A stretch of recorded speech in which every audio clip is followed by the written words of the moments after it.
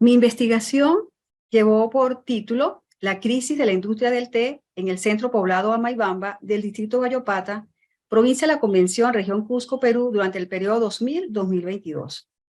Amaibamba es un poblado del distrito Guayopata, el cual se ubica en la provincia de la Convención. Esta provincia pertenece a la región de Cusco y Cusco lo encontramos al sur del Perú.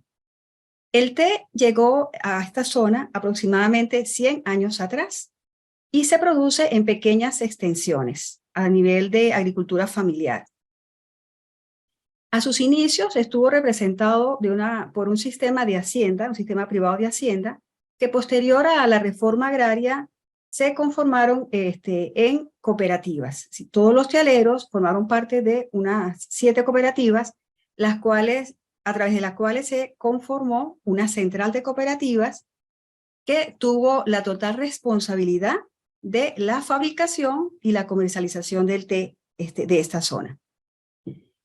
Aproximadamente para el año 2000, este sistema de cooperativas entra en crisis producto de un cambio en las políticas gubernamentales de los años 90 y también producto de mala gestión y corrupción. Esto conllevó a que las fábricas se cerraran y también, además, que el sistema de cooperativas fracasara. En tal sentido, los tealeros quedaron desamparados sin tener un lugar donde comercializar sus hojas, las hojas de té, sin tener un lugar para acopiarlo. Esto está con la finalidad, ¿no?, de conocer cuál fue el impacto que generó esa crisis en esta población. Se plantea la siguiente pregunta de investigación: ¿cuál es el impacto en los ámbitos económico, social, organizativo y ambiental que el declive de esta actividad productiva provocó en la comunidad y en su calidad de vida? A su vez, tenemos las siguientes preguntas: ¿cómo se ha visto afectada la cadena productiva y el ecosistema donde esta actividad se desarrolla? ¿Qué situación económica vive la comunidad y las personas que hacen vida en esta? ¿Y cuál es la situación social de la comunidad y de sus organizaciones? Este contexto económico, social, productivo ha sido estudiado por numerosos autores, principalmente ubicados en los países de mayor producción, como son los países de Asia y de África. A nivel de Sudamérica también destacan los estudios en Argentina, en vista de que este país ocupa el 5º lugar como exportador mundial de té negro. Al respecto, la FAO hace hincapié en que se afronten los desafíos que actualmente atraviesa la cadena productiva de té a nivel mundial. De entre estos están los altos costos de producción, los bajos precios de venta, la baja productividad y las consecuencias del cambio climático. Además menciona que es urgente hacer sostenible esta cadena productiva en vista de que los principales involucrados son pequeños productores, los cuales ocupan alrededor del 60%. En este sentido, en África, Oladokun y Oluyole, a través de sus investigaciones, recomiendan al gobierno intervenir con programas para superar estos desafíos. También por su parte en Indonesia hay una Cita et al. Reseña una experiencia bien positiva que se dio con la sinergia entre el té y el turismo, lo cual entra como un nuevo segmento de mercado. Por su parte, en Argentina, el ISALAC ha medido la huella de carbono en la producción agrícola del té, determinando que el 70% de las emisiones provienen de la fertilización nitrogenada.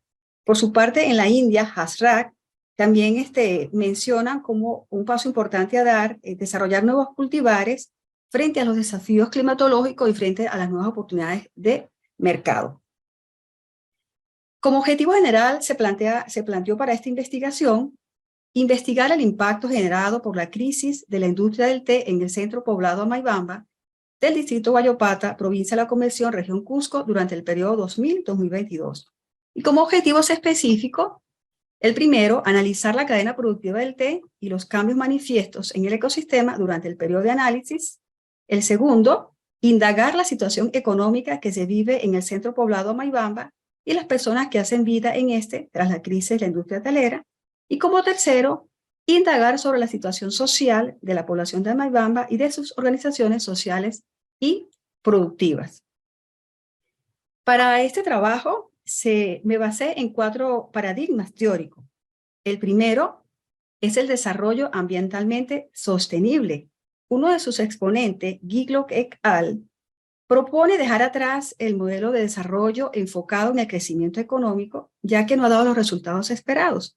Por el contrario, se manifiesta en daños ambientales y un incremento significativo de la pobreza, principalmente en la pobreza rural, por ejemplo en el Perú, la cual alcanza el 39%. Estos autores proponen ir a un modelo de desarrollo donde también sea importante el bienestar ambiental, lo social, lo cultural y en sí todo el ser humano, ¿no? El bienestar de las personas.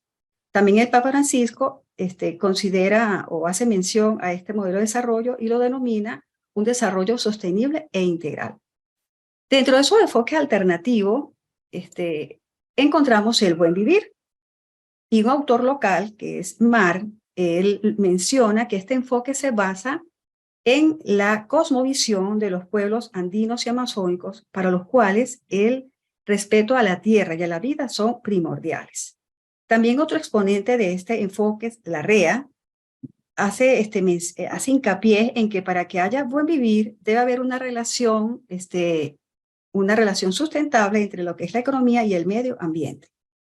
También se consideró el paradigma de medios de vida, el enfoque de medio de vida, donde uno de sus exponentes, su principal exponente, que es Gottfried, lo define como el conjunto de capacidades que posee recursos y actividades que una población posee. Dentro de estos recursos engloba los recursos humanos, los recursos sociales, los recursos naturales, los recursos físicos, financieros, materiales, los cuales permiten que las poblaciones se desarrollen. En el caso de las poblaciones rurales del Perú, su principal medio de vida es la actividad agrícola y bajo la modalidad de pequeña agricultura o agricultura familiar, lo cual ocupa el 99% de las fincas agropecuarias del país. Este modelo agrícola suele ser muy frágil, por lo cual se ve como un camino para hacerlo sostenible es a través de las organizaciones cooperativas. Y Ramírez, al respecto, Ramírez considera que el cooperativismo es un camino para superar la pobreza y las desigualdades en los territorios rurales. Además, es un elemento clave en la seguridad alimentaria. Esta investigación se desarrolló bajo la forma cualitativa, una metodología cualitativa. Se eligió esta metodología ya que permite estudiar a profundidad las diferentes dimensiones sociales.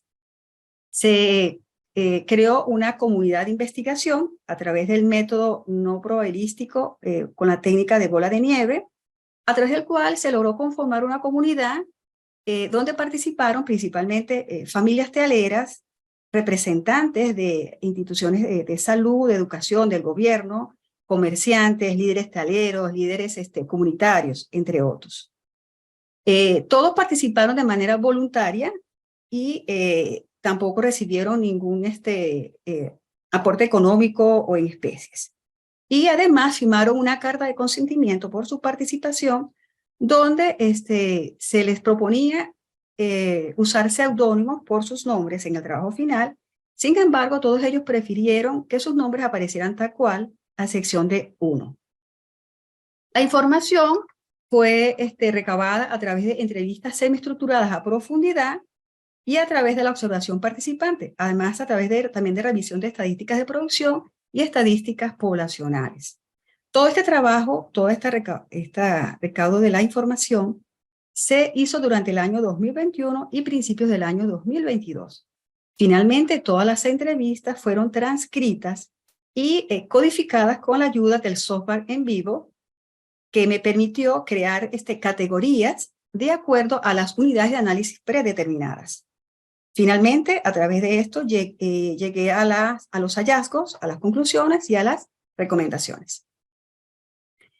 Las unidades de análisis que definí para el trabajo son las siguientes. Para el objetivo 1, la producción agrícola del té y la producción industrial de té.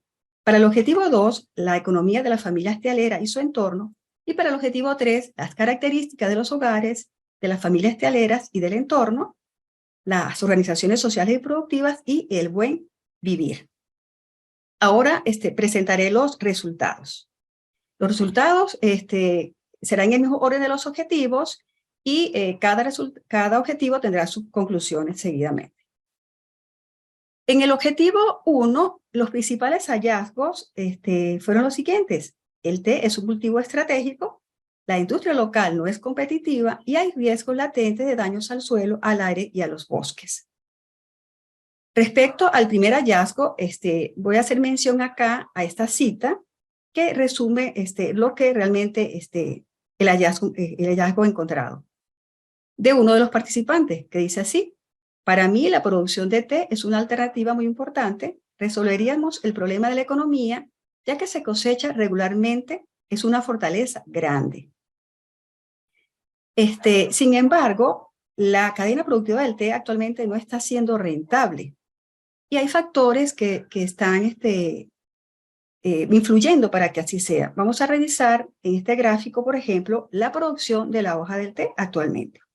Vemos un escenario entre el año 2000 y el 2021, donde vemos que para el año 2000, previo a lo más árido de la crisis, se estaban produciendo un poco más de 5.000 toneladas de hojas de té por año, mientras que al año ya 2021, que es en la actualidad, se producen alrededor de cerca a 1.000 toneladas de hoja por año, lo cual significa una disminución bien significativa.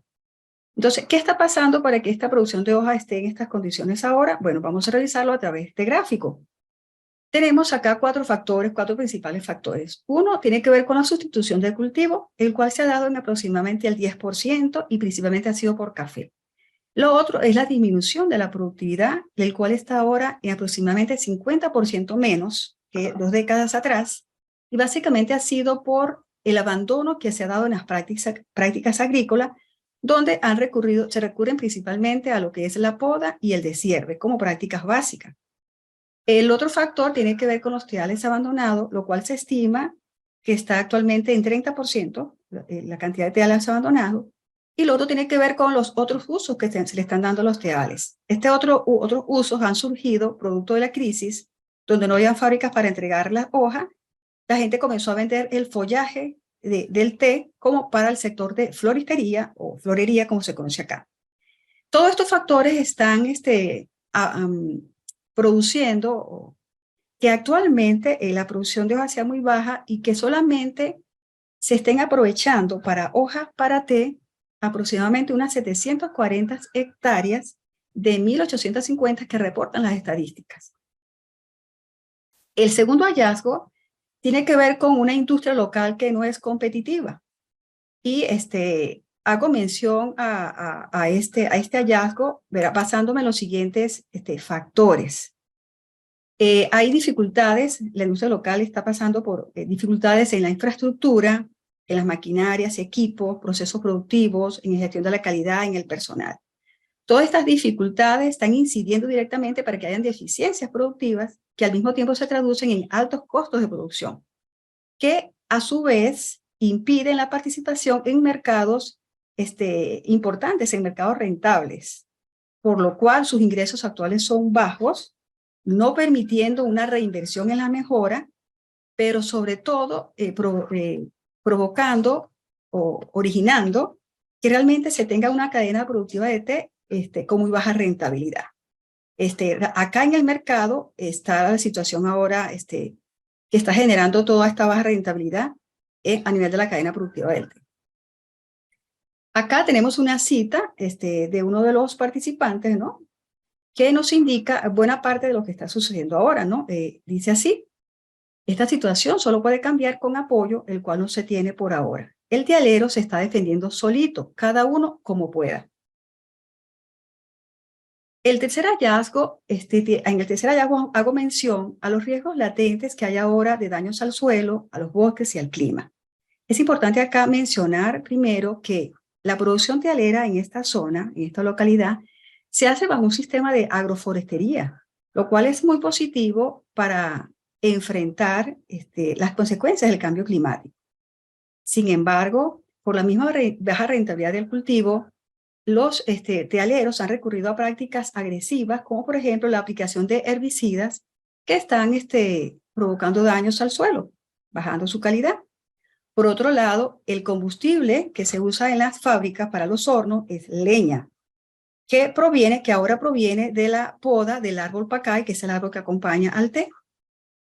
Por supuesto, hay emisiones de gases de efecto invernadero, porque es un combustible fósil, pero también a su vez hay riesgo de que a medida que si no se cambia por por otra fuente de energía, hay riesgo de que a medida de que la industria crezca, se llegue a deforestar los bosques.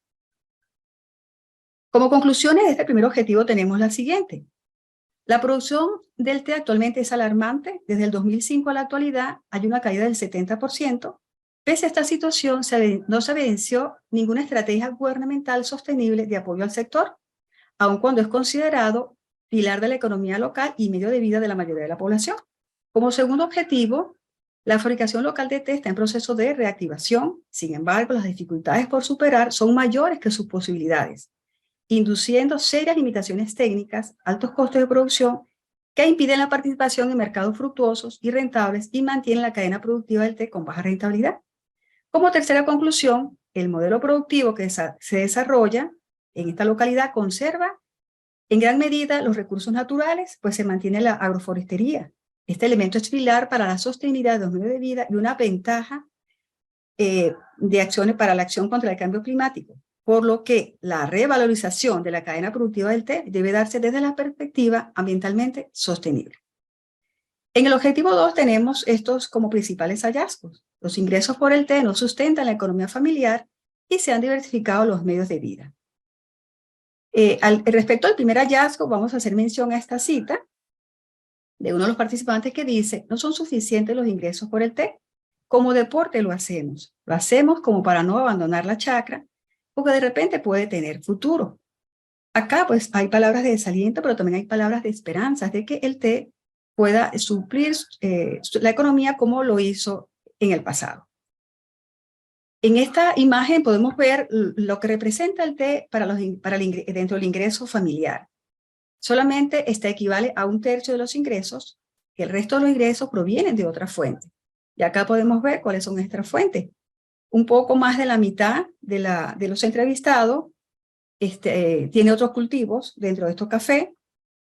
Casi la mitad se dedica también a la producción de animales menores para la venta, y también aproximadamente la mitad ha diversificado en actividades no agrícolas. Dentro de estas actividades no agrícolas, la principal es el comercio. Y con este comercio me estoy refiriendo a tiendas o kioscos que se han abierto a orillas de la vía, en la vía principal que conduce de Cusco a Quillabamba. Se han abierto kioscos de este tipo, en los cuales, además de otros productos, también se ofrecen los productos de la zona, las frutas de la zona y el té y el café envasados localmente. Como podemos ver, son procesos envasados artesanales con un empaque básico y donde no hay registro de marca.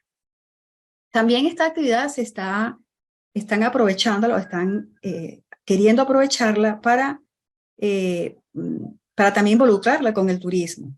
Y para esto, pues, se han ideado, por ejemplo, este tipo de actividades, que también es otro kiosco donde ofrecen productos locales y ofrecen tour para el café o tour para el té. Estas son iniciativas propias con recursos propios que están surgiendo. Aunque la economía ha mejorado respecto al tiempo de la crisis y en buena medida ha sido producto de la diversificación, todavía encontramos este tipo de sentimientos, ¿no?, entre las personas que dicen: sí, nosotros ahorita estamos entre el bien y el mal, tratando de vivir de alguna manera. Como conclusiones del objetivo 2 tenemos la siguiente. El aporte del té a la economía familiar es bajo. Las mejoras que se han dado han sido producto principalmente de la diversificación de los medios de vida, lo cual ha sido fundamental para la subsistencia y la superación de la crisis. Sin embargo, todavía sus necesidades no están del todo cubiertas y cuentan con limitado acceso a los recursos financieros. Como segunda conclusión, La participación de la mujer ha sido fundamental en la resiliencia de la producción hotelera y en la diversificación que se ha dado de los medios de vida. Esto acentúa su desempeño en el bienestar familiar. En tal sentido, es importante promover su liderazgo y facilitar el acceso a los recursos requeridos. Como tercera conclusión, los retos para hacer sostenible la economía de esta localidad siguen siendo mayores. Se requiere una visión conjunta de políticas y gestión de organización y de unión. Es primordial mejorar los ingresos por el té y apoyar la diversificación con medios de vida que sean viables desde lo económico y desde lo ambiental. Para el objetivo 3 tenemos los siguientes hallazgos como hallazgos principales. Hubo ruptura del hilo generacional, se evidenció desinterés por el cooperativismo y el AINE, elemento coadyuvante del buen vivir. Haciendo referencia al primer hallazgo, en Amaibamba es una población donde hay una cantidad significativa de adultos mayores, producto de la migración masiva que se dio al momento, el momento del cierre de la fábrica. Si analizamos ahora acá, por ejemplo, la conformación de los hogares, de los hogares entrevistados, la mayoría está conformado por adultos mayores. Y la mayoría de sus hijos migraron de manera permanente a otras regiones del Perú y también a otros países. De modo tal que la continuidad de los medios de vida a cargo de estas personas sufrió una ruptura. Hay una discontinuidad allí de estos medios de vida. De hecho, esta situación es la que también mantiene los teales en abandono, ya que estas personas mayores ya no pueden encargarse de sus parcelas. También tenemos acá otra imagen, otro gráfico, en la cual hago referencia ya al número de personas que conforman estos hogares y vemos cómo está su distribución. La mayoría es de adultos y adultos mayores, la mayoría de sus integrantes, y la cantidad de niños y de jóvenes ya es una fracción pequeña. En este mismo orden de ideas respecto a los jóvenes, todos ellos, todos están fuera de la localidad haciendo estudios superiores, lo cual es alentador, pero también es bastante probable de que no retornen a su localidad, ya que ese territorio no les está ofreciendo las oportunidades para realizarse. De modo tal que el riesgo de que se siga dando la ruptura generacional continúa y también el riesgo de que se pierdan los medios de vida con que se cuentan actualmente. Respecto al segundo hallazgo, que tiene que ver con la participación de los tealeros en las organizaciones, de los hogares entrevistados, todos participan en organizaciones comunitarias, organizaciones sociales, lo cual es muy importante, ya que este recurso permite apalancar otros tipos de recursos. Sin embargo, a nivel de las organizaciones productivas, y en este caso me refiero a las cooperativas, que es lo que hay en la localidad, su participación no es plena.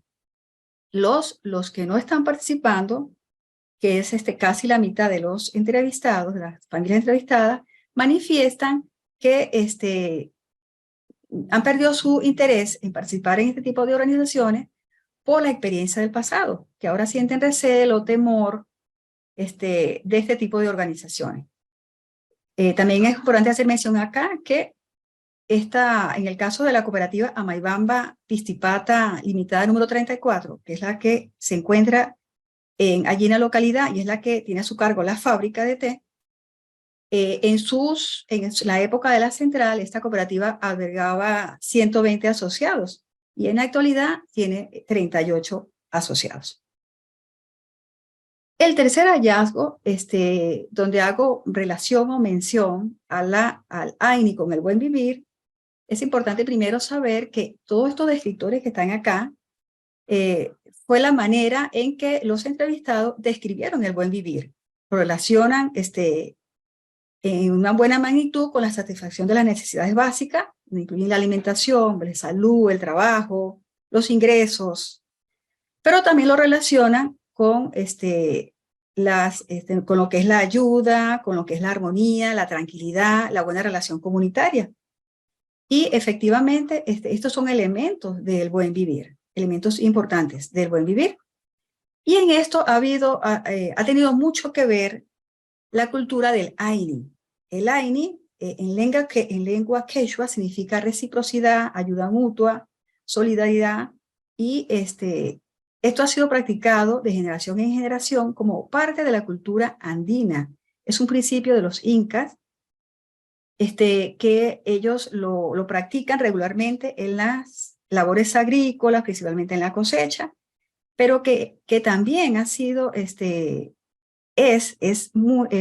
parte de los recursos sociales que le permite llevar una buena convivencia comunitaria, una buena armonía con sus vecinos, porque también les ayuda a resolver sus problemas comunitarios, problemas comunes.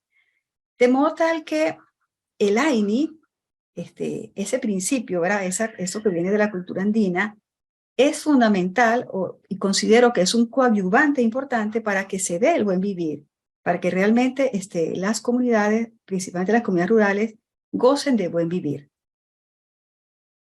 Como conclusiones de este objetivo tenemos la siguiente. Amaibamba cuenta con los servicios esenciales para la sociedad, sin embargo, hay necesidad de elevar la calidad de la educación y la salud, la educación alinear las estrategias de desarrollo territorial y velando para que mujeres y hombres alcancen niveles altos de formación y se incorporen al desarrollo local. Esta política contribuiría a reducir la migración y darle continuidad a los medios de vida. De igual modo, como segunda conclusión, el cooperativismo ha sido de gran relevancia y el medio de vida que transformó la realidad del campesino de este territorio, por lo que la mala experiencia que se vivió no debe menguar la importancia de esta forma de organización. Por el contrario, deja un gran aprendizaje de la necesidad de robustecer la gestión y el liderazgo de la misma. Como tercera conclusión, la práctica del AINI es un recurso social valioso para la agricultura familiar porque auspicia la colectividad y privilegia el bien común sobre la individualidad, siendo un factor de resiliencia que ha contribuido a la continuidad de la producción tealera en la localidad, a la subsistencia económica de estas poblaciones y también a superar los retos comunitarios y a vivir en armonía. Ahora, luego de haber presentado los hallazgos, tengo una serie de recomendaciones, aquí mostraré las principales, que están dirigidas a los actores directos o los actores que hacen parte de la cadena productiva del té. Recomendaciones para los tealeros y los que son actores directos de la cadena. Crear un colectivo de integración horizontal entre los diferentes actores de la cadena de valor del té, quienes deberán participar activamente en las instancias de poder y toma de decisiones, actuarán como entidad gestora ante las diferentes instancias gubernamentales, instituciones, para abordar de manera progresiva los diferentes desafíos que afrontan.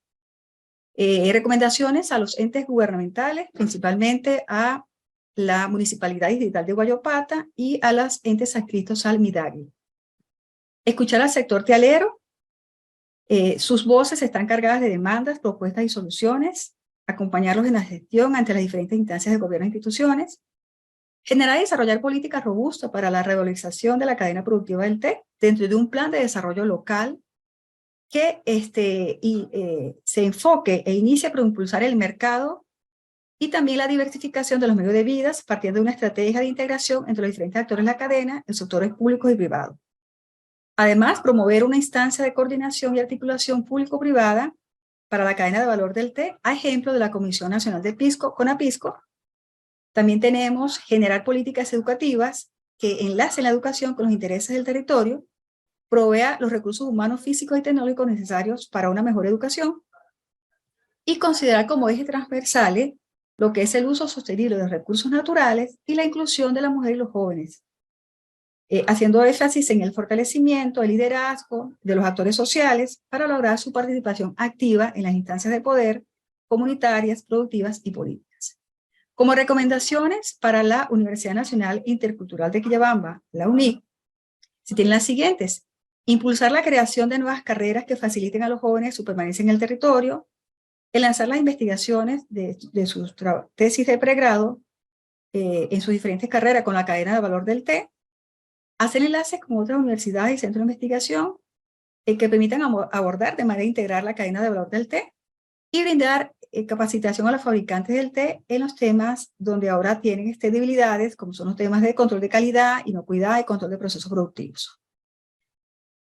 Como recomendación, para los centros educativos locales se tienen impulsar un currículo que vincule la educación con las características del territorio, haciendo énfasis en la producción agrícola, fomentar la práctica del AINI en la población escolar de modo de mantener esta cultura, la práctica de dicha cultura, involucrarse en la cadena de valor del té, enlazar actividades con este rubro, de modo de generar intereses en sus estudiantes por su cultivo, fabricación y comercialización. Bueno, esto ha sido todo. Agradezco muchísimo vuestra atención.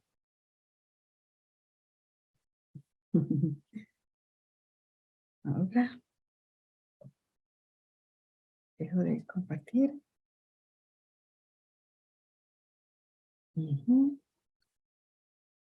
¿Quién? ¿Dejo de compartir la pantalla?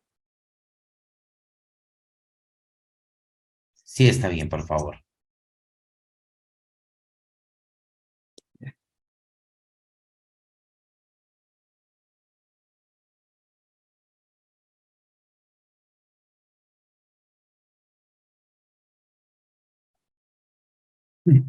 Bueno, muchísimas gracias a la sustentante María Aracelis López Chinchilla por esta exposición muy en tiempo también. Eso lo agradecemos también.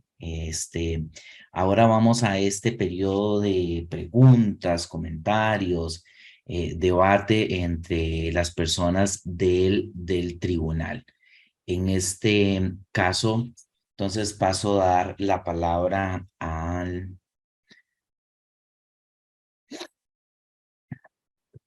máster Rafael Sánchez Mesa como lector. Adelante. Muchas gracias, Graving. Bueno, felicitar de antemano a la sustentante Araceli, realmente por cumplir el tiempo.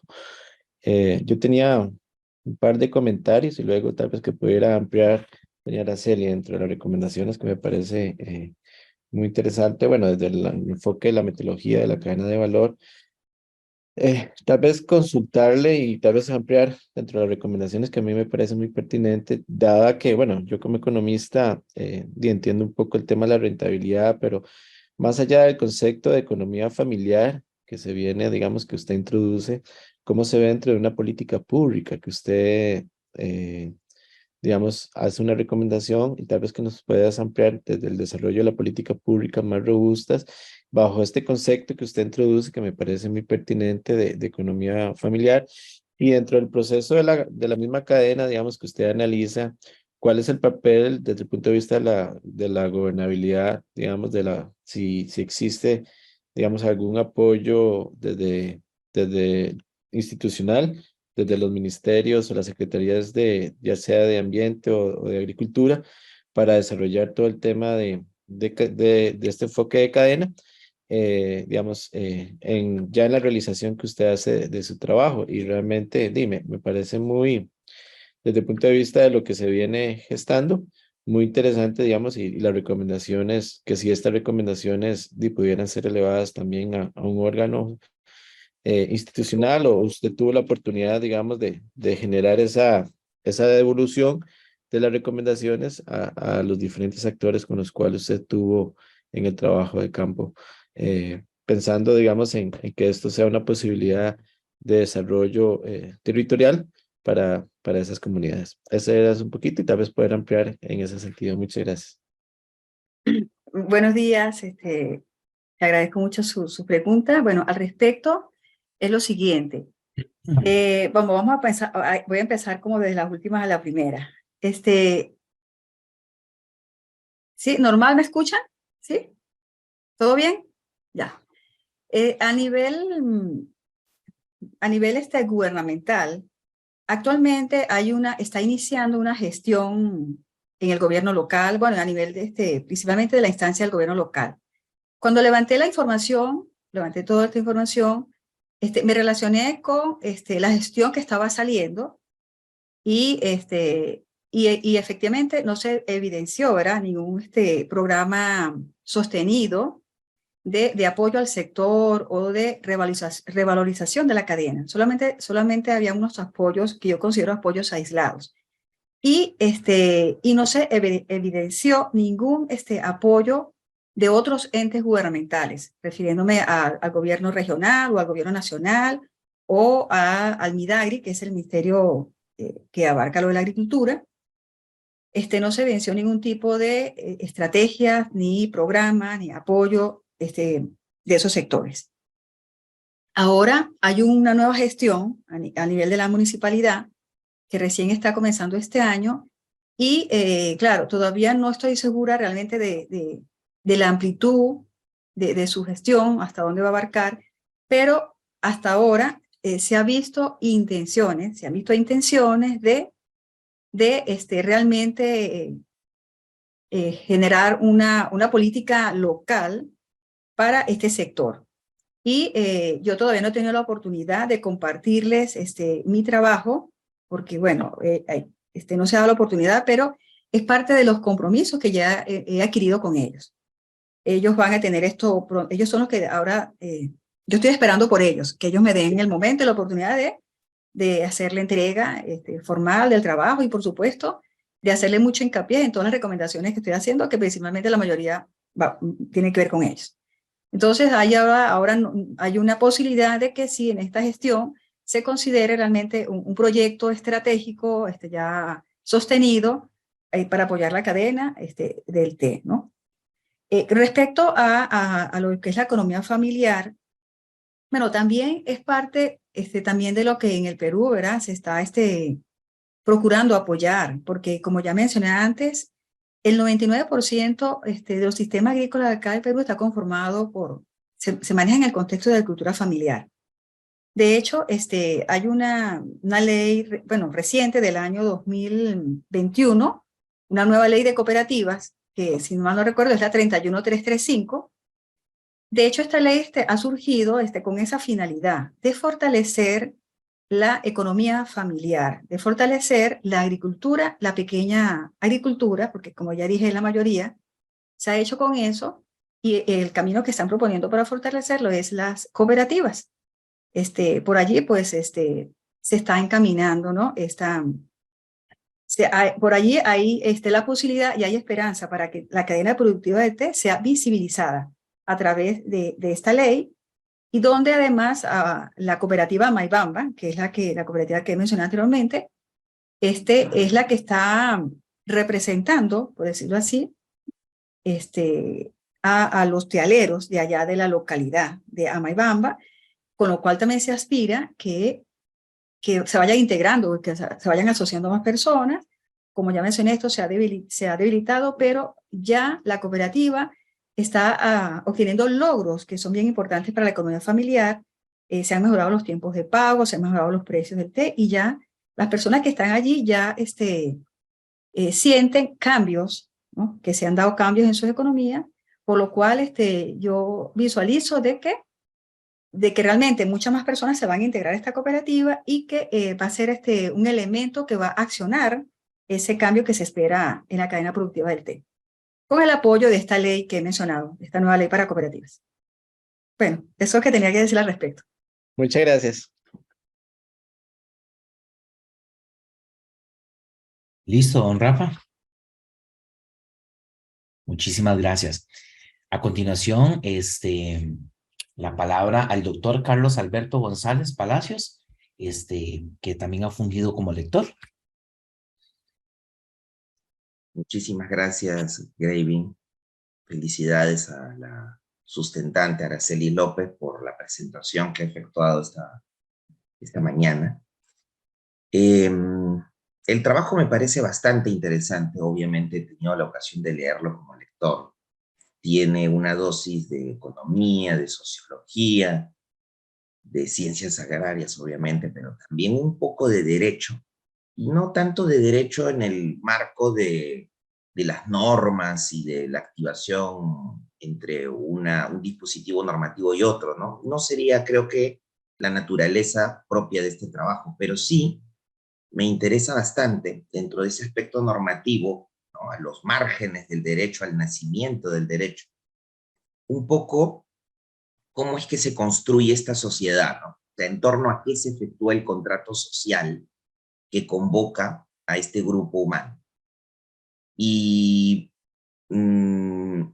cuando giramos y vemos un poco el prisma bajo el cual Araceli lo califica, vemos aparecer justamente esta idea de buen vivir, ¿no?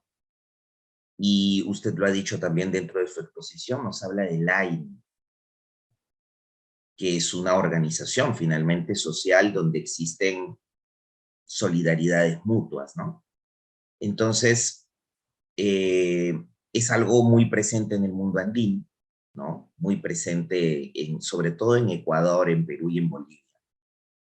Pero yo quería preguntarle, tengo dos preguntas de hecho, ¿no? Una se la voy a plantear inmediatamente, sobre este buen vivir. ¿Cómo es que usted lo ha entendido, este buen vivir, en relación a su experiencia? ¿Lo ha entendido más como un espacio de solidaridades únicamente? ¿Se hace ingresar de alguna manera al ecologismo ahí? Esa es mi primera pregunta. ¿Cómo entiende al buen vivir? Ya, bueno, muchísimas gracias por sus comentarios, ¿verdad? Y bueno, respecto a su pregunta, el buen vivir, puedo de hecho decir que antes de comenzar este trabajo tenía muy poca información sobre este enfoque y realmente cómo era que se podía comprender, ¿no?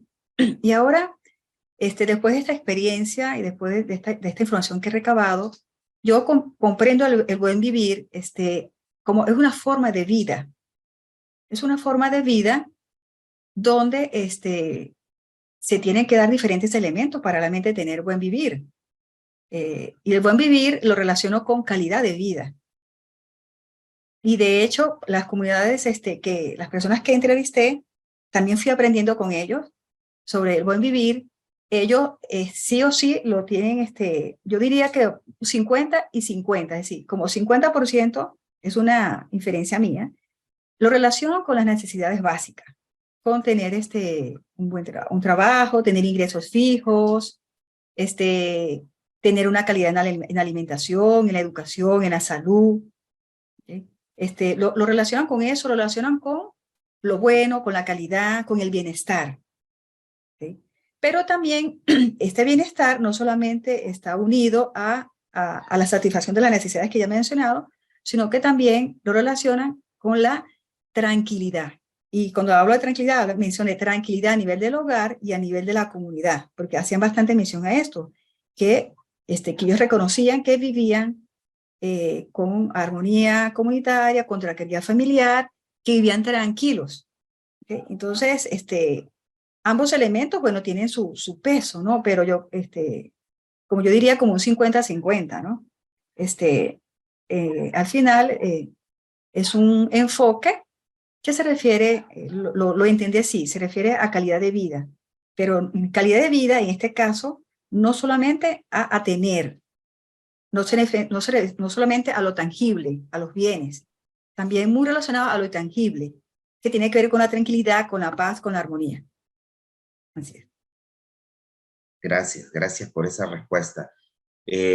Claro, efectivamente, ahí es donde se ve que existe una fuente paradigmática, alternativa a lo que sucede en Occidente, ¿no? Donde más bien, si lo ponemos en términos prácticos, se habla de un esquema de Estado social de derecho, de economía social de mercado, ¿no? Acá no, acá usted nos ha comentado, nos habla de tranquilidad, ¿no? O sea, es un poco más holístico y de hecho la exploración sobre este concepto todavía está en curso de recopilación, porque finalmente es una noción, ¿no? El summa causai es una noción quechua antigua que la traducimos de alguna manera en español por buen vivir, pero que como los ancestros no dejaron finalmente escritos, está en curso de recopilación, ¿no? Y por eso me interesaba hacerle esa pregunta para poder anotar algunos elementos sobre lo que usted pensaba o había percibido, ¿no? En torno a ello. Y coincido con lo que yo he podido también apreciar en lecturas y también en la experiencia vivencial con las comunidades, ¿no? Ahora, me interesó también, una segunda pregunta, me interesó también esta parte donde usted da cuenta de que la actividad en torno al té, al campo, no era suficiente, ¿no? Para poder sostener un esquema financiero familiar y que más bien las personas con las que usted pudo tener algún tipo de acercamiento lo hacían para conservar más bien el campo, ¿no? Entonces, ¿cómo poder, desde su perspectiva, revertir esa situación, ¿no? Existe la conciencia de que se puede tener algunos mecanismos empresariales, asociativos, más allá de lo que indica esta norma, ¿no? De fortalecimiento de la agricultura familiar, y más allá del propio ímpetu de querer hacerlo, ¿no? ¿Existe alguna idea un poco más desarrollada de cómo hacer sostenible esto? Sí, bueno, efectivamente el té, la actividad tealera, como medio de vida, no está sustentando, ¿no?, la economía de esta familia, y ellos, bueno, tienen añoranza de que vuelva a ser así. Pero yendo a la realidad, ¿no? No es una situación fácil de revertir. No la es, pero tampoco es imposible. ¿Y de dónde debería comenzar todo? Por supuesto, debe generarse las políticas para que sea así. Si no se generan las políticas, difícilmente va a llegar el apoyo necesario. Pero hay un elemento allí importantísimo que también debería ser parte de las políticas, que es la educación. Yo entrevisté al director del centro educativo, por ejemplo, y en ninguno de los grados de secundaria se ve agricultura, ni té, es decir, no hace ningún trabajo con el té, con agricultura, nada, no, de manera formal ni informal. Entonces, pienso que ahí está la raíz de muchos de los males, ¿no? Es decir, los jóvenes, las generaciones de relevo hay desarraigo, ¿okay?, de su base, de su cultura, porque la misma educación los está alejando de eso, ¿no? De su realidad. Entonces, esa política que se genere debe comenzar por allí, por generalmente los mecanismos educativos que permitan a estas nuevas generaciones involucrarse con las realidades del territorio.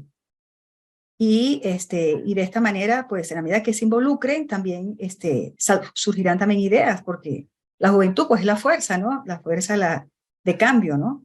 A medida que ellos estén involucrados, surgirán las ideas, ¿no? Las mejores ideas. Pero por supuesto todo debe partir de una política, ojalá que esté bien afianzada a nivel local, que involucre a los diferentes entes gubernamentales y a diferentes instituciones, empezando por la educación, y sobre todo que se piense en mercados diferentes, alternativos, porque ahora también hay un enfoque también como muy cerrado, que es solamente en producir té negro, por ejemplo, donde el té negro, el mercado del té negro a nivel mundial de hecho está invadido, pero hay alternativas, por ejemplo, lo de China es un ejemplo bien importante a seguir. China logró aumentar en 6.3% su consumo interno de té gracias a la promoción que hizo en temas de salud. Esto provocó un incremento importante en la producción de China, y China con el consumo interno tiene, ¿no? Es decir, con aumentar el consumo interno ya tiene bastante, ¿no?, para aumentar la producción. Entonces hay que pensar más allá realmente en el tema del té. Hay que pensar en alternativas de mercado, relacionarlo el consumo con la salud, por ejemplo, y también abrirse a otros mercados de té, salir del tradicional té negro, irse a los té verdes, té blancos, té rojo, porque hay una gama de tés que pueden surgir de allí, y eso aperturaría otros mercados. Y también salirse también de la lógica del mercado convencional. También hay una posibilidad mucho mayor ir al mercado de tés especiales, ¿okay? Porque de hecho Perú tiene un consumo importante de té, es el quinto en Sudamérica, pero el té que se consume acá no tiene una trazabilidad. Es un té de importación que se compra muy económico y envasan acá en el país y lo mezclan con un poquito de té de guayopata, que es de muy buena calidad, y de hecho lo hacen pasar como si fuera todo un té de producción nacional. Entonces, hay tanto por hacer, porque hay que regularizar también esos temas de mercado, donde realmente se le dé valor a la producción nacional, y sobre todo que se conozca la trazabilidad. Es decir, yo pienso que debe ser una experiencia, ¿no?, para usted mismo, muy agradable tomarse un té y que tenga su trazabilidad, que sepa que de dónde viene y usted pagaría por eso. Eso son cosas que no se están haciendo ahora y que pueden aportar mucho a la economía. Y también hay que pensar en otros productos base de té, no solamente las infusiones. En el mercado de cosmética ahora hay una gran posibilidad con el té verde, porque los extractos de té verde ahora es un boom a nivel de cosmética. Y entonces los teales no se tienen que usar necesariamente solo para producir hojas para la fábrica. También pueden entrar al mercado de cosmética, ¿okay?, como extractos. Entonces, pienso que de allá debe arrancar todo. Esa política, por eso hago hincapié en que tiene que estar enfocada en el mercado, porque ahora el mercado es lo que está muy limitado y es lo que está limitando realmente la reactivación importante de la cadena productiva del té. Y es lo que mantiene la cadena productiva del té con baja rentabilidad. En medida que se aborde el mercado y se piense en mercados alternativos, estoy segura que los cambios van a irse dando en el resto de la cadena. Muchas gracias por su respuesta. Claro, estoy plenamente de acuerdo y me parece bastante completa su respuesta, ¿no? Va desde la educación hasta el mapeo de nuevos mercados. El tema es quién va a generar esos cambios, ¿no? Parece que no desde el gobierno central o regional, y me parece también ver que no existen algunos liderazgos que lleven hacia ese punto, ¿no? Entonces ahí hay un desafío bastante importante, pero yo le agradezco por sus respuestas, don Gravy. Gracias a usted. Muchísimas gracias, muchísimas gracias. A continuación, cedo la palabra a la máster María del Milagro Núñez Solís, tutora.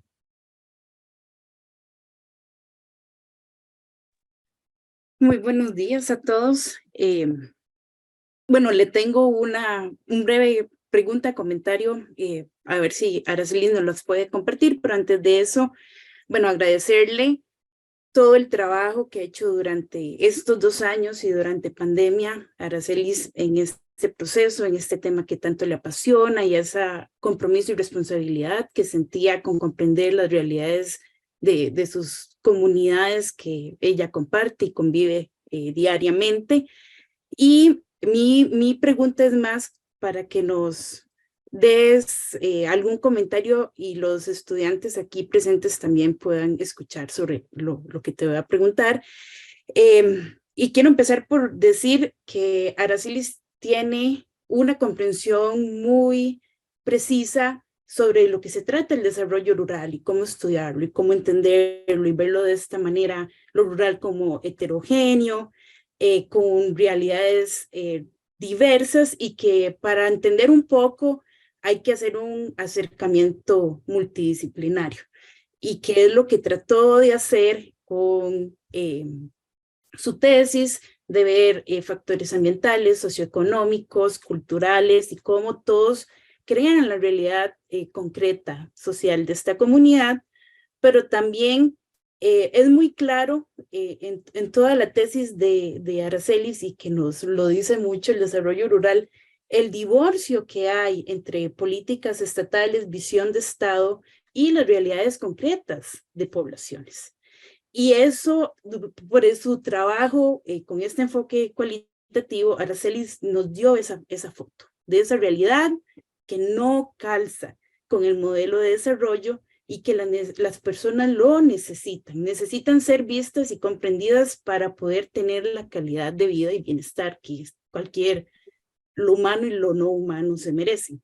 Entonces, en este sentido, lo que yo quería preguntarle a Araceli, si nos los puede compartir, fue su proceso de investigación.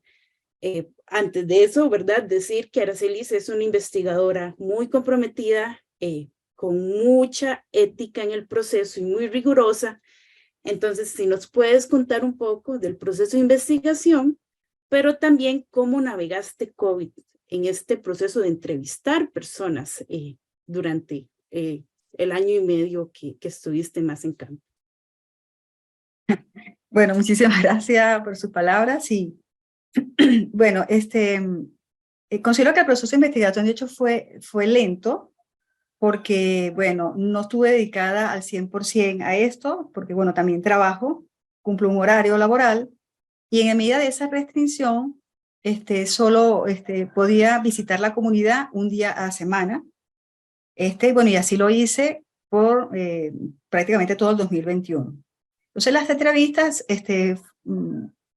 tengo entrevistas hechas en mayo del 2021 y tengo entrevistas hechas en marzo del 2022.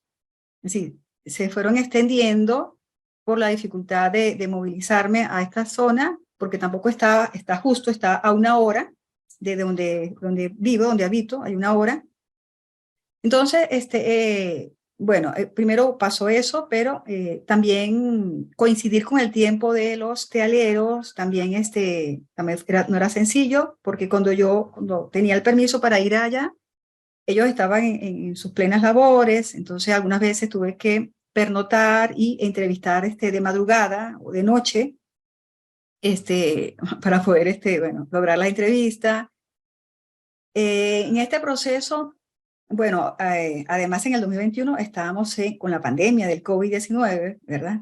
Y no pude concretar todos los instrumentos que tenía inicialmente previstos. Por ejemplo, los grupos focales no los pude hacer, solamente pude hacer entrevistas individuales y también con restricciones de distancias.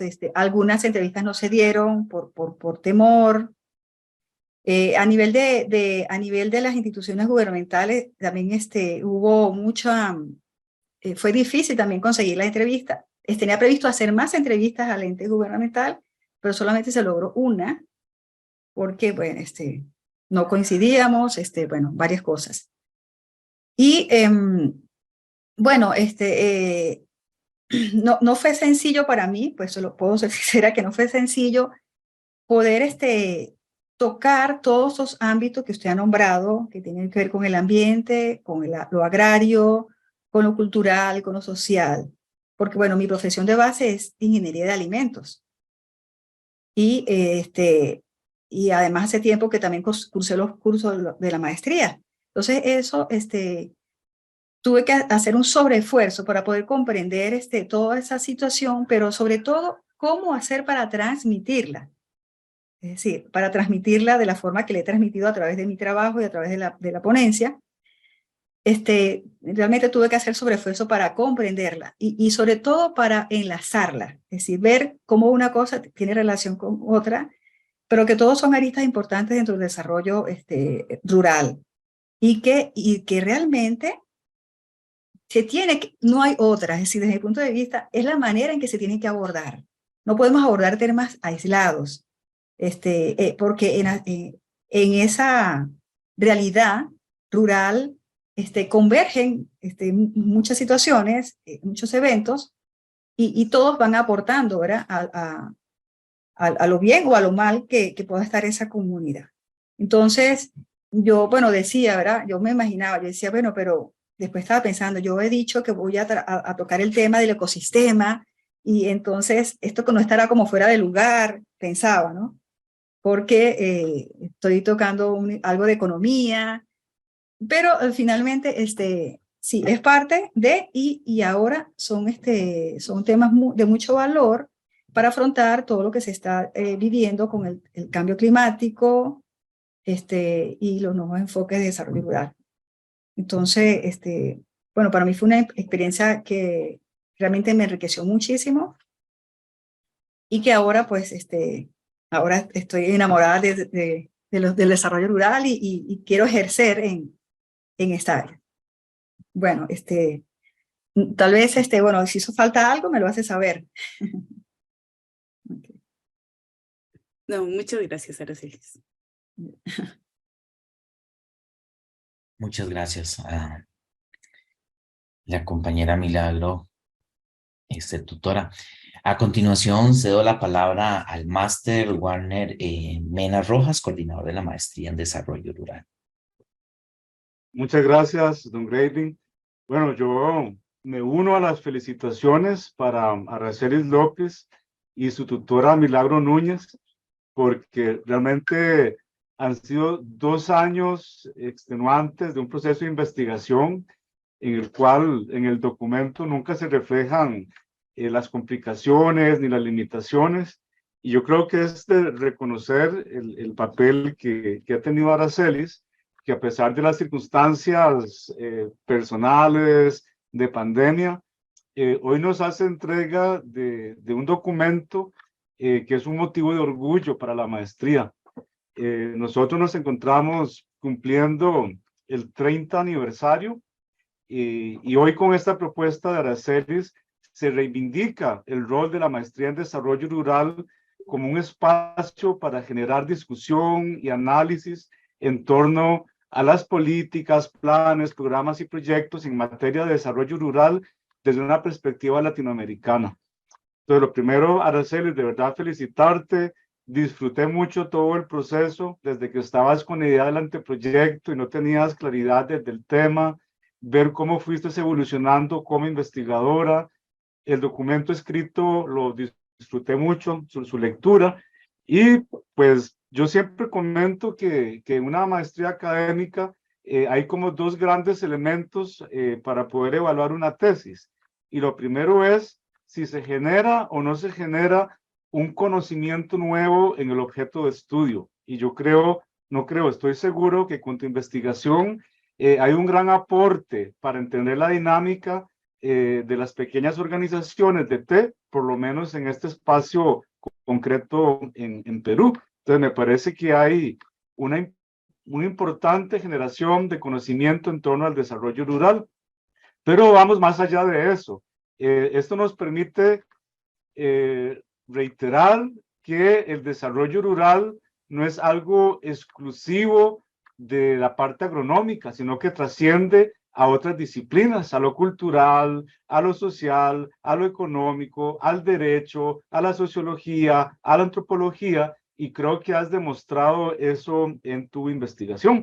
Y el otro elemento para evaluar estos procesos es cuando un estudiante se empodera del proceso de investigación, cuando un estudiante demuestra que domina todas las fases del proceso investigativo, y me atrevo a decir, Aracelis, que lo has demostrado. Más que preguntas, yo quisiera plantear acá que con este trabajo de Aracelis damos sentido al quehacer de la Universidad Nacional en nuestro 50 aniversario. Ahí la profesora Carmen Dalí tiene en su imagen lo del 50 aniversario. Se reivindica la intención de la universidad de internacionalizar los posgrados y tener una proyección a nivel de Latinoamérica. Hoy tenemos una investigación realizada por una estudiante venezolana en un contexto europeo, un lector es de Costa Rica, otro lector es de Perú, la tutora vive en los Estados Unidos, pero realizó su posgrado de desarrollo rural en otra parte, en otra latitud.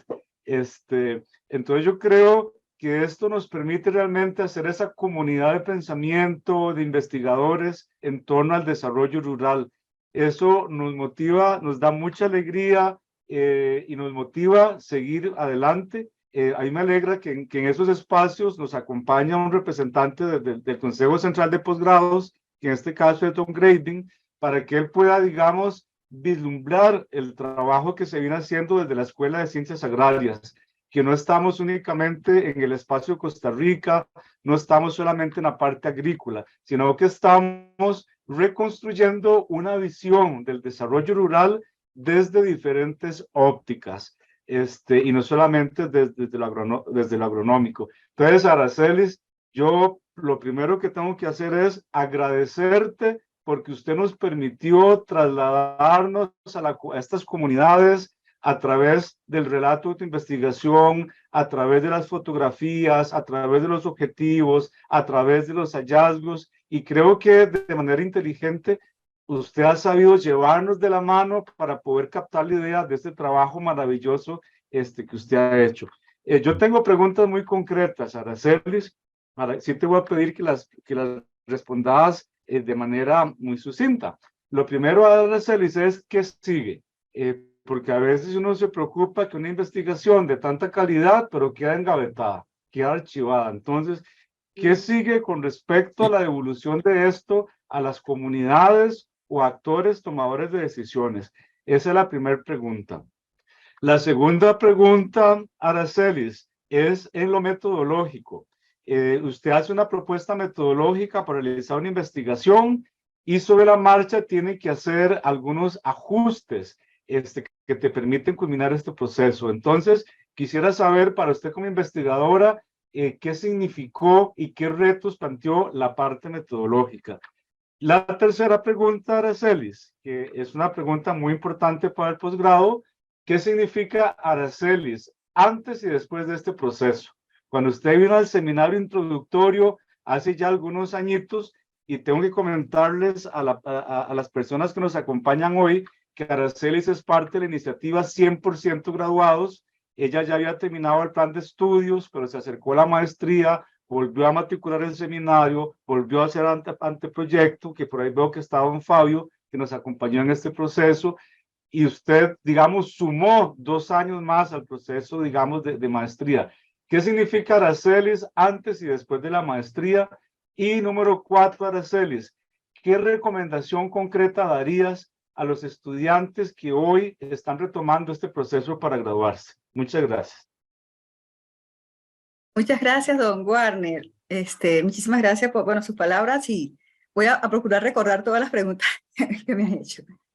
Pero la primera, que se refería a qué va a pasar con este documento, ¿no? ¿A dónde va a ir a parar? Pues también es parte de mi preocupación, pero estoy haciendo todo el empeño para que vaya a parar a buenas manos. Es decir, estoy haciendo las gestiones ante la municipalidad, que recién está comenzando un proceso, recién está comenzando sus gestiones administrativas.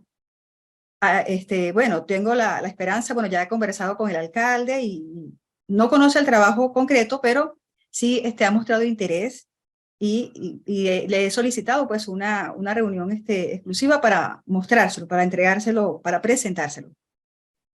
Allí guardo las esperanzas de que desde allí se comience a gestionar todo este cambio que se necesita, ¿no?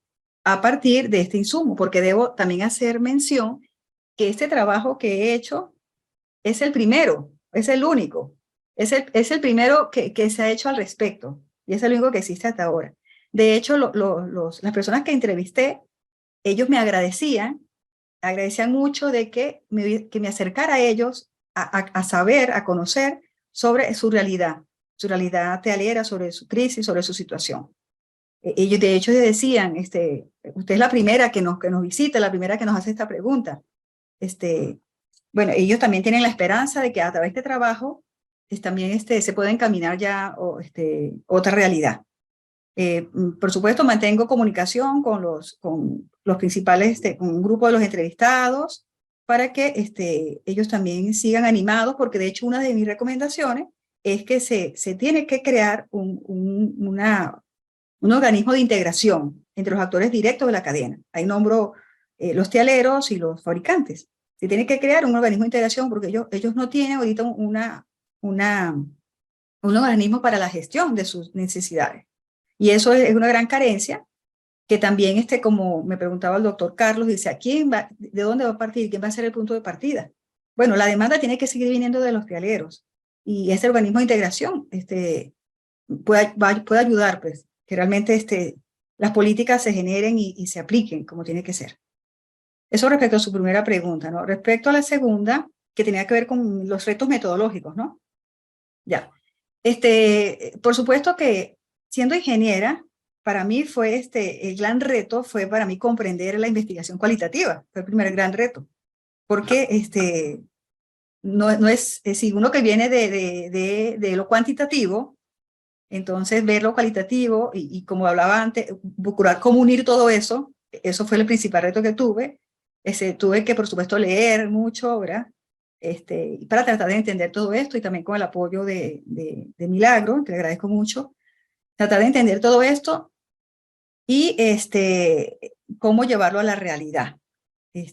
Al principio, yo tenía previsto una comunidad de investigación de hecho más grande, ¿no? Es decir, tenía previsto que intervinieran más más instituciones, más actores privados, pero no fue posible, ¿no? Por la pandemia, por el tiempo, por todo esto no fue posible. Entonces, la comunidad de investigación se fue modificando, pues, se fue modificando y realmente llegué a un número que yo pensaba que era poco, pero cuando fui a escribir, ahí fue el gran otro reto, es decir, enfrentarme a todo eso, cómo organizarlo, fue realmente muy complicado y me ayudó muchísimo el software en vivo que usé, que gracias a Milagro que me lo recomendó, me ayudó muchísimo para poder ordenar todos esos códigos en categorías y llegar a todo esto que hoy. Pero sí, en sí, mi reto principal, puedo decirlo, que fue entender la metodología cualitativa y cómo realmente, cómo aplicarla, pues, cómo realmente obtener a partir de allí los datos que necesitaba. La otra pregunta tiene que ver con, con recomendación, ¿no? Con una recomendación a los estudiantes. Sí, Araceli, bueno. Aracelis antes y después de la maestría. Aracelis antes. Bueno, primero debo decir que estoy más flaca después de la maestría. Eso es un antes y un después.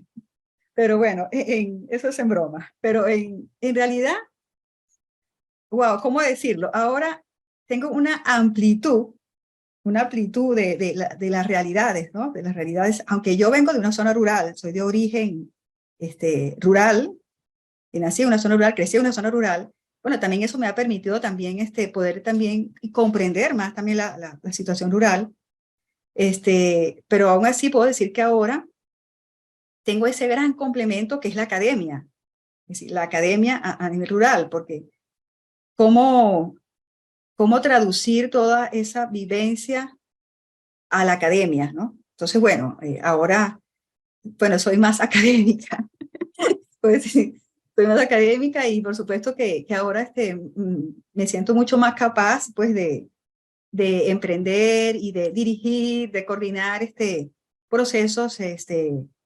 y que se desarrolle, pues, en torno al desarrollo rural. Bueno, eso. Y respecto a la recomendación, bueno, sé que comencé el anteproyecto con varios compañeros que estaban en mi misma situación, varios compañeros que estaban igual que yo, rezagados, por decirlo así, ¿no? Y reconozco y sé que no es nada fácil llevar estudios ya a esta altura de la vida, donde hay tantos otros compromisos por atender. La familia, el trabajo, es decir, tantas cosas por atender y es bien complicado, pues, asumir estas responsabilidades de estudio a esta altura, pero es posible, es decir, se puede hacer.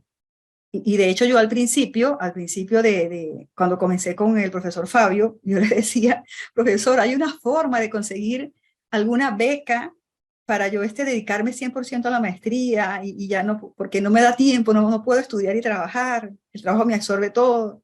Y él me decía, no, Araceli, no hay. Sí se puede, lo puedes hacer.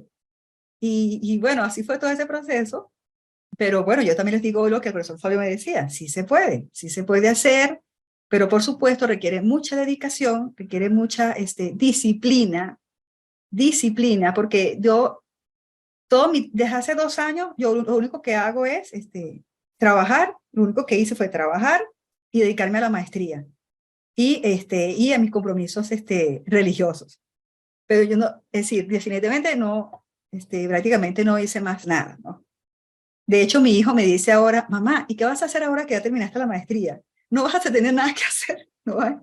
Ya no tienes oficio, porque estuve al 100% por esto. Y eso es lo que implica asumir este reto, ¿no? De terminar la maestría, es disciplina, muchísima disciplina, dedicación, por supuesto también apoyarse en personas que apoyen este proceso, apoyarse mucho en el tutor, apoyarse mucho en los asesores, que en este caso el profesor Fabio fue un excelente asesor, me ayudó muchísimo realmente a poder culminar esta etapa, pues. Él me impulsó toda la energía en el anteproyecto, él me impulsó realmente a concluirlo, ¿no? Le agradezco muchísimo eso. Entonces, bueno, eso es que puedo dar mis recomendaciones. Dedíquense, sean disciplinados, ni modo, es así, hay que dedicarse y hay que estranocharse y pasar mucho tiempo en la lectura y en la escritura.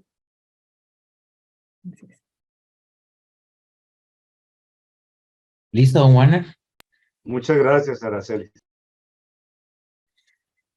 Gracias Bueno, a ustedes. Araceli, me corresponde a mí de última instancia. Primero me uno a la felicitación de este proyecto. Hay muchas cosas de este proyecto. Bueno, por esas cuestiones me han correspondido ya 2 tesis en la maestría, pero leyendo esta, hay dos cuestiones que para mí que fueron muy importantes. Primero, algo que señalas que tiene que ver con el hecho de los espacios de investigación para las mujeres, que siempre es un reto mayor, porque hay que asumir labores también de familia, de casa, mujer migrante. Entonces, todo eso da valor agregado a la tesis. Segundo, me recuerda, y Rafa que está por acá, a aquellos primeros estudios que se hacían en Costa Rica de la cadena de valor del café y cómo se empezó a pasar de una producción muy de volúmenes a un café muchísimo más gourmet, con un mercado mucho más clasificado, y empezaron a desarrollarse lo que hablabas, cremas para café, inclusive un aroma de la flor del café, y empezaron los tours de café y etcétera. O sea, me llevó mucho a esos primeros tiempos que el compañero Rafa estaba ya en el SIMPE y se empezaba a estudiar don Rafael Díaz. ¿Recuerdas, Rafa, sobre lo que era la cadena de valor del café? Mira, poquitas cuestiones, pero esto es puro gusto académico, porque hay 2 cuestiones. Mi formación es es especialista en cadenas de suministro. Entonces, cuando estaba viendo esto ahí, hay un tema muy importante en toda la tesis, que es transversal de la cadena de valor, y sí eché un poquito de menos no ver en el marco teórico algo de un abordaje un poco teórico sobre la cadena de valor como tal, y eso podría ser algo que eché de menos, simplemente como una observación. Después, otro aspecto que creo que también agregaría mucho, o que pudo haber sido también un espacio, era identificar como esas partes y cuando nos estamos hablando de cadena de valor, nosotros tenemos tanto la parte hacia arriba como la parte hacia abajo. Ahí está el marketing, la investigación, el desarrollo, los suplidores, la tecnología y todo eso, cómo estos actores ahí están descoordinados para poder llegar a facilitar muchísimo mejor la comercialización del té, pero simplemente como una observación que inclusive me puedes tal vez ayudar a justificar desde qué perspectiva lo analizaron como tal.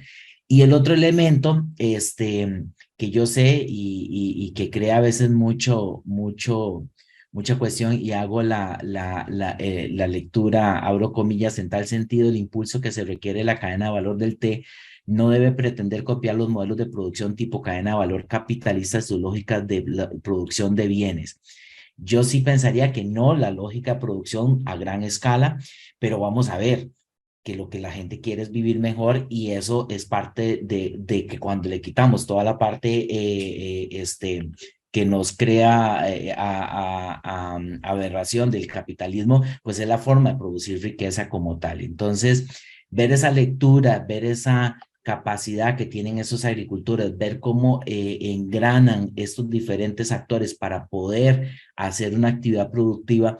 A mí simplemente me gustaría una reflexión tuya de cómo ves realmente esas posibilidades de articulación, porque las cadenas de valor necesitan tanto al productor de la materia, del commodity, en este caso del té, pero también de otras instituciones que te permitan profesionalizar la oferta, que te permitan investigación de nuevos productos, que te permitan también desarrollo de mercados, que te permitan una mejor creación de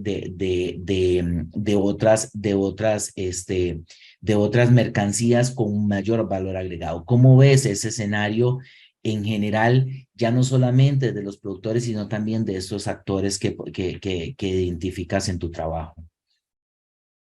Bueno, muchísimas gracias por su comentario y también por su pregunta. De hecho, es parte de mi recomendación que se dé esa articulación con esos diferentes entes que usted ha mencionado, ¿no? Universidades, centros de investigación, instituciones, gobierno.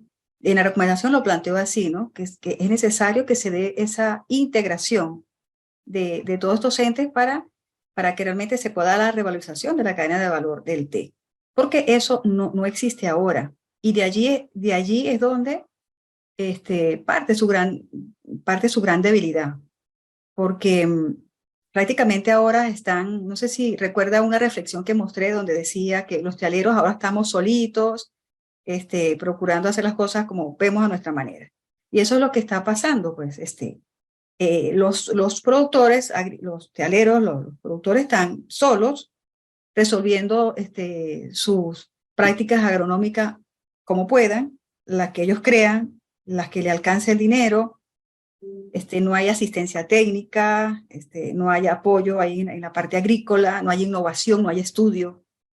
Los fabricantes, bueno, están con las dificultades, unas grandes dificultades en todo el proceso, en los controles, en el control de la calidad, en la infraestructura, y igualmente están solos.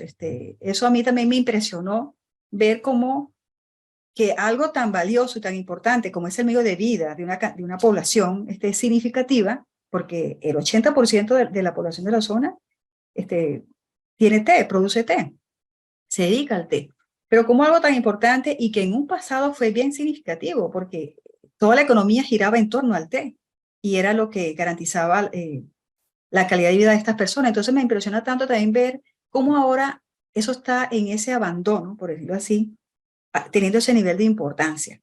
Entonces, por supuesto, la articulación ahora no la hay y cada quien está aislado.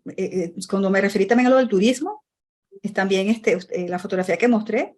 Es decir, ellos, bueno, piensan que de pronto por allí puede venir un ingreso, ofrecer un tour, ofrecer algo. Es decir, todo aislado. No hay una articulación, no hay unos planes, no hay estrategias de integración. Entonces, eso es una de las recomendaciones justamente que doy en mi trabajo, es que se requiere esa integración con las diferentes instituciones y entes, actores directos e indirectos, porque si no, esa cadena al final no va a reactivarse, no se va a revalorizar, es decir, va a seguir así y posiblemente desaparezca ese medio de vida. Así es. Perfecto. Muchas gracias.